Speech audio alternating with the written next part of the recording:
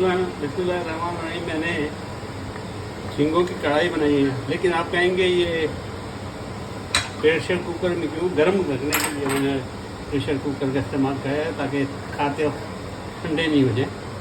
इसलिए मैंने इसको दम दे दिया था इसके प्रेशर कुकर में। माशाअल्लाह तबारकल्लाह।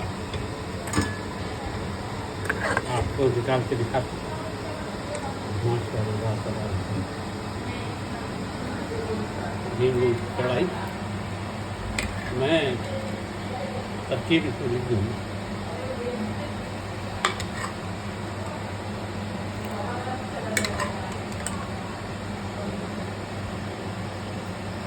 मैं इसकी रेसिपी लिख दूँगा। ज़बरदस्त बने, खाने में ज़बरदस्त होंगे इंशाअल्लाह। देखने में खूबसूरत है, गरम गरम खुला है। मैंने प्रेशर इसमें इसलिए रखा था कि गरम रहे।